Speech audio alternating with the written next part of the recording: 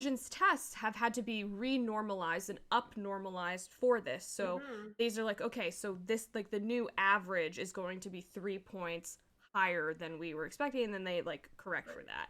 But now, for the first ever time, and there is no like true evidence for why this has happened. It's purely speculative. Of course, everybody's Yeah. saying it's screen time, it's like social media, because this like 2000, like the really steep curve down really starts in like 2010, and that's obviously when all of these things really became normalized. So yeah, that's pretty interesting. And so people are saying Gen Z is dumber. And I mean, again, this is one study. We can obviously, and like Mm-hmm. as we talked about, statistics can be skewed, etc. So we'll find out. But this, I feel vindicated because I actually found a scientific study which supported what I said in the previous Yeah, yeah. stream. Well, I Yeah. mean, I'm glad that that happened though. Like, I'm glad that we were like, I don't know if this is true. Like, let's Yes. look up the Yes. source. Let's find out and debunk the source, but also where maybe that source had gotten their information from, and Yes. like that is the scientific process, right? Because lots of our scientific discoveries, this is slightly tangential, but also I think related to intelligence. A lot of stuff in that ends up becoming fact is something that was intuitive or anecdotal at first, right? Like we used to not, you know, call depression a thing or anxiety a thing. We said that women were hysterical and gave them laudanum. And then now we realized, oh no, there's actual, it's not just ghosts in your blood, you have a real condition kind of thing, right? Yeah. But it all starts with this kind of like intuitive baseline sort of thing, and us looking around and being like, people do really be seeming dumber these days. It, you know, the science bears this out. So I just want But to welcome, sorry, Birdbanes in, and they came in with a yes. take that I'm trying to process. So, are we measuring intelligence or knowledge? Education reformats how the brain processes information and how efficiently it solves problems. Hence, it's what the tests measure. Um, yes, I actually I would agree with that. I think education allows us Yeah. to like more efficiently understand and recall information because we've talked about schemas and heuristics and Mm-hmm. like this on the stream before. So I keep trying to say podcast and I'm like, we're live, this is not a fucking Call out a podcast. podcast. Yeah. I made it a podcast. I upload it to my Substack now. Nice. Okay. So, okay, I will caveat that with one thing. So, number one, the degree to which we're measuring education is kind of intertwined with the thing that Layla already heard me mentioned earlier, which is that people with higher education tend to have higher IQs. People with higher IQs tend to get a higher education, and it's this like chicken egg thing that's really not dissociable from one another. However, it's incredibly difficult to train for the G factor, which is the kind of unifying factor that kind of brings together all of the different aspects of intelligence, and is this kind of nebulous sort of concept. And no matter how much you practice memory castle stuff, or train in all these specific things, that can give you a boost in the short term.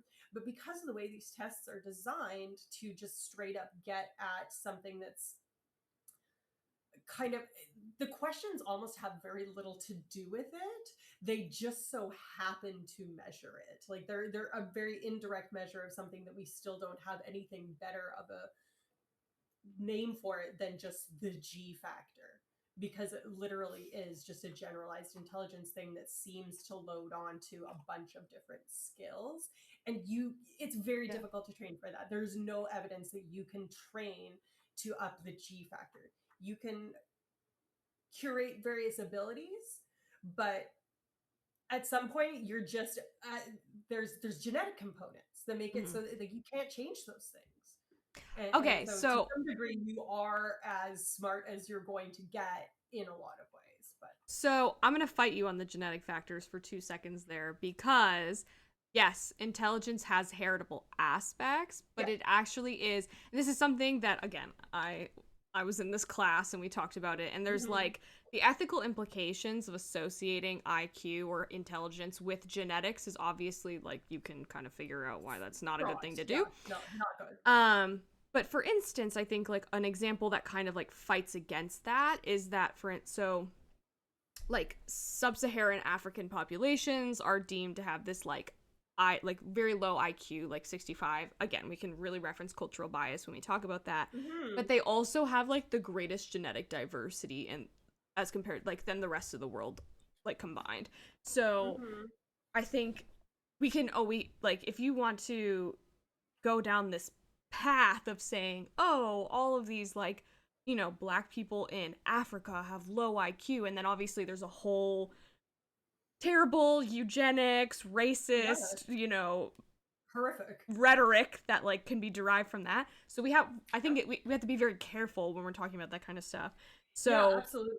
I think Absolutely. And it's very I'm glad much, that you yeah, clarify yeah. that. I think it's very much environmental factors. I think like as socioeconomic status is also highly heritable, right? Like generational poverty is like a real thing. Right. And so yeah, I think we can talk about like a lot of and I mean like race is heritable and there's a lot of other factors that play. It's like stereotype threat. I don't know, are you familiar with or you're from Oh, absolutely. let's look up stereotype threat so we can get a clinical definition for our Riddle me followers. this. Yeah, Um so I think the yeah. important thing with thinking about genetics and heritability and stuff like that Mhm. is that um, a genetics are not a predetermination when it comes to genotype and phenotype, right? Like, so if we go back to the way that we speak about genetics, you can have a certain genotype and display various phenotypes even with the same genotype, which is something that I think is really important Yes. in this scenario, right? Because you can take someone from an area that, statistically according to the Wexler intelligence, blah, blah, blah, has a low IQ, and you can put them up against someone else and ask them, like, okay, how do you.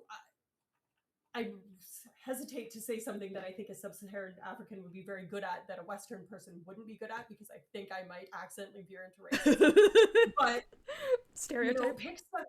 Well, yeah. Yeah. I mean, even if you just take that out of it, if you Mhm. there's so many different types of intelligences, and again, the questions on an IQ test, though they happen to de facto measure this nebulous G concept, it's not because the questions are so good at getting at that thing. It's that we've tested so many questions and we found that these are the ones that cluster together when we do the factor analysis. But it also might be, how do you milk a fucking cow?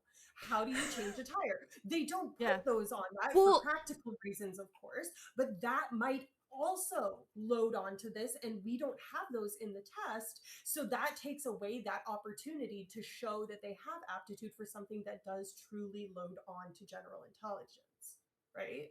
agreed.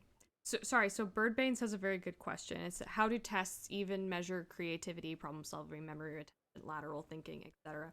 So we did discuss that creativity is like something that is not well described in the literature Yeah. or able to be sussed out super well. I think problem solving is maybe a little bit aligned with probably like a processing speed. So it is really interesting. So I have some like tests to show if you want to, if I'm cool to go down that path, unless you have something you want to talk about, Oh Alicia. yeah. Okay, so this is like the constructs that we are. Give me 2 seconds. Gonna share my screen. So if That anyone's watching on just the Neuralicia channel, go over to the twitch.tv slash vulgar underscore science to be able to see Layla's screen. yeah. So okay, so there's like But also share four. it with me so I can see it. Oh, I see it. Yeah, I got yeah, it. yeah, yeah. So this is a PowerPoint. Literally, again, I was a TA, so this is what I'd be using. But like, so what if you ever go to get tested for like ADHD or autism, or giftedness or whatever? Like, there's a kids version, and then there's like an adult version. They have similar elements, but they're not 100% the same. So you'll be tested on like four main components of intelligence. So it's gonna be like verbal comprehension, perceptual reasoning, working memory, and processing speed. Interestingly, before I get into this, reaction time actually correlates with, and a lot of early intelligence testing Yes. was like psychophysical testing. So it was like Yeah. there's two lights that light up, and you have to like quickly press which one. And so reaction time plays a bit into processing speed, but that also is not inherently an intelligence phenomenon, but it also affects some of these, right? So verbal Well, it's compre yeah. Sorry. the light thing, if Mhm. I am remembering this correctly, is one of the great non-culturally dependent ways and non-age dependent and non a whole bunch of other things dependent ways to get at something that approximates intelligence, because you can do, like, if you have a set of five lights with corresponding buttons and you tell someone to like do it as fast as they can, that correlates a little bit. But if you tell them, okay, hit the button that corresponds to the light that's furthest from another lit up light, and say you light up, say, lights 1, 4, and 6, then you would want to be pressing 1. And the reaction time to that kind of like slightly more complex but not culturally dependent thing does happen to load onto the generalized intelligence, but not just straight up reaction time, because that has a lot to do. I mean, that's ableist, first of all. You have to be able to press a button. Are you stupid if you can't press a button? Of fucking course not, right? Yeah. And so yeah, Anyways, yeah, again, yeah, a little bit of ableism in that, absolutely.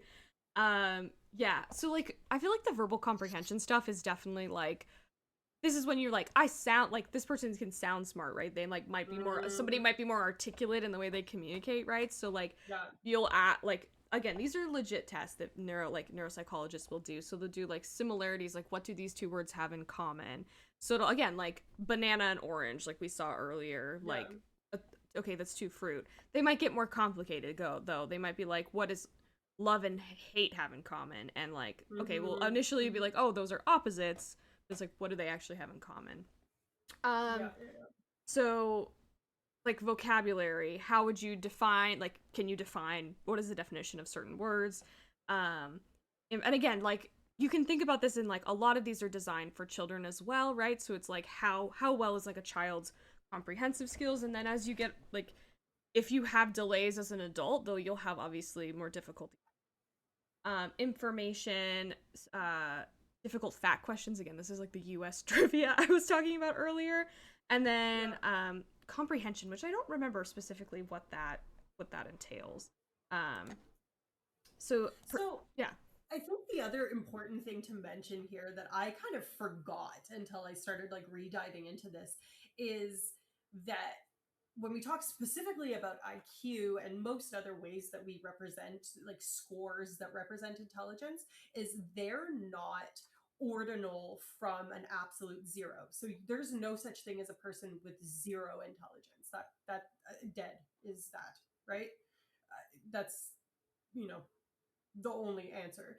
And that's because IQ is represented as a percentile score, which you kind of alluded to when you said you have to adjust these averages, as the Flynn effect took effect, or as yeah, the reversing of the Flynn yeah. effect is happening now. So if someone has an IQ of 70 and someone has an IQ of 140, the 140 isn't twice as intelligent as the other person, because just the way that percentiles work, it just means that they're in the very far edge of percent of people that score above the rest of the other people, right? Mhm. So you that's how we can design it for children, and luckily Yes, for people yeah, with differing abilities and stuff, because you could be like, hey, here's what people with certain conditions or from a certain region or whatever tend to score, and you can basically yeah. rank it along that. But And anyways, so this is what's actually really interesting. I well, I'll finish this up and then we'll get into like yeah, giftedness as well. But like that's what's really interesting and difficult about testing people who are both gifted and have um or twice exceptional individuals who have, for instance, autism, ADHD. Those are common comorbidities with mm-hmm. giftedness, or other like for instance, some people are dyslexic and are gifted as well. Mm-hmm. It's because you have to compare not against like the age stratified, education stratified norm. You're comparing it for like against other gifted individuals, and Yeah, sometimes those traits can mask, so they'll just kind of appear maybe average, even though they're like exceptional, like on the Right. low end and high end on different areas, right? So this is why Right. we have to suss these pieces out. So these are honestly, if you are like really into like puzzle games and like cognitive